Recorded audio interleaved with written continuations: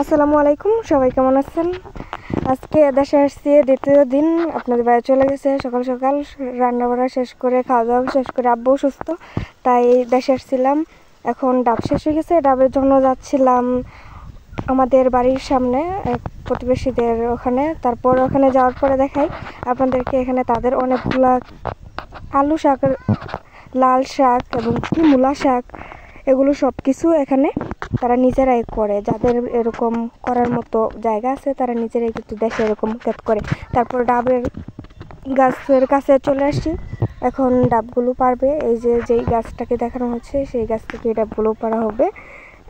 একটু জুম করে দেখালাম, অনেকগুলো ডাব হয়ে আছে।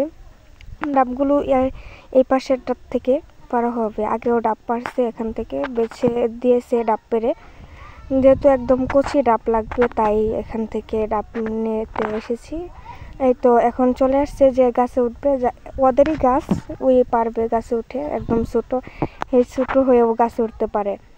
দেখেন এখানে প্রথমে সালাটা বেঁধে নিচ্ছে, তারপর সালাদটা এখানে দিয়ে দিচ্ছে রশি দিয়ে ভালোভাবে সালাটাকে বেঁধে আটটিয়ে নেবে, ভালোভাবে বাঁধ দিতে হবে যাতে করে ছুটে না যায়। দেখতেই থাকেন শেষে যে এই ডাব পাড়াটা কি হয়েছে, তারপর যা অবস্থা, ডাবগুলো পুরো ফাটিয়ে ফেলছে। তারপরও এক এক করে ধাপ ধাপ করে গাছে উঠে পড়লো। আর এদিকে দেখেন ফুলাফন এসে পড়ছে ডাবের নিচে, গাছের নিচে। তারপর এখানে ডাব পাড়ার জন্য উপরে উঠে পড়ছে। এখানে রশিটাকে নিচে ফালিয়ে রেখে গেছিলো সালার সাথে বেঁধে। এগুলোকে আস্তে আস্তে এখন টানতে টানতে তুলবে আস্তে আস্তে। যখন এই গাছে কিন্তু সবাই উঠতে পারে না, তাও আবার এই ডাব গাছে ওঠা কতটা যে রিস্ক আর মুশকিল তা সবাই পারে না। ডাব গাছে ওঠাটা খুবই কষ্টকর। তারপরও এখান থেকে এখন একদম ডাবের কাছে চলে গেছে। এখন আস্তে আস্তে ডাবগুলো খেয়ে পারবে। ও একটা ভুল করছে, কাছে নেওয়া যায় নাই বলে কাছে ছাড়াই ডাবগুলো পারবে, তাই এখান থেকে হাতের সাহায্যে পারতেছিল। আর ডাবগুলো যেহেতু এখনও নারিকেল হয় নাই ভালোভাবে, ভিতরে কিছু হয় নাই, তাই হাতের সাহায্যে পারা যাবে ভালোভাবে। তারপরে এক এক করে রশিটাকে হাতের সাহায্যে টেনে টেনে উপরে নিয়ে যাচ্ছিল। সাথে ওই সালাটাও বাঁধা ছিল, যে ওই সালাটাও উপরে নিয়ে যাবে। মূলত এই সালাটা নিচে, সালাটার ভিতরে ডাবগুলো পেরে রাখবে।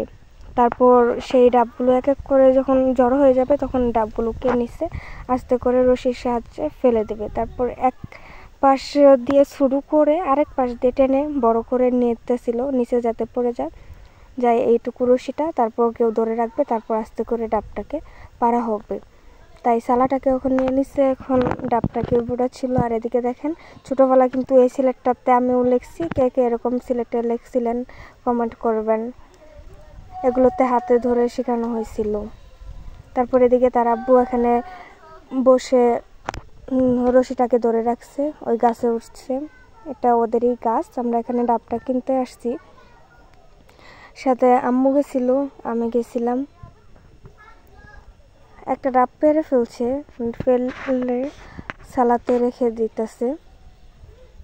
এই তো নিচে দেখতেছেন বাড়ি হয়ে আছে, ওখানে একটা ডাব রাখা আছে। এখন আরেকটা ডাব পারতেছিল।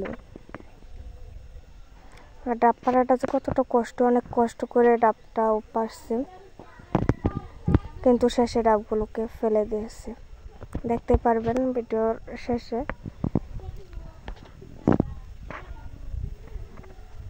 এখনও ডাবগুলোকে ভালোভাবে পারতেছিল, যাতে সাবধানে, যদি নিচে পড়ে যায় তাহলে ফেটে যাবে। একদম অল্প অনেকটা সময় লাগছিল, না হলেও 1 ঘন্টা সময় আমরা এই ডাব গাছের নিচে আধা ঘন্টা সময় বসেছিলাম। আবার গেছি আইসি, সর্বমোট 1 ঘন্টা সময় গেছে এই ডাব আনতে যাই। এখন এদিকে দেখেন ওদেরই সুপারি গাছ, বাড়ির পিছনে অনেক সুপারি এসে রয়েছে। আবার এখানে ডাব গাছ, ডাব এসে রয়েছে। আর এত পরিমাণে রোদ ছিল, ভিডিওতে ভালোভাবে দেখা যাচ্ছে না, অনেকটা পরিমাণের রোদ ছিল। আর রোদের নিচে এই ডাব গাছের উপরে অনেক পরিমাণে রোদের তাপ ছিল, ভালোভাবে দেখা যাচ্ছিল না।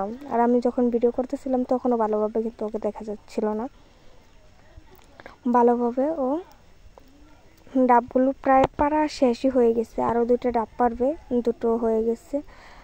মূলত ও যেগুলো পারতে পারবে সে কয়টাই পারতে বলছিল। এখন ডাবগুলো প্রায় পাড়া হয়ে গেছে।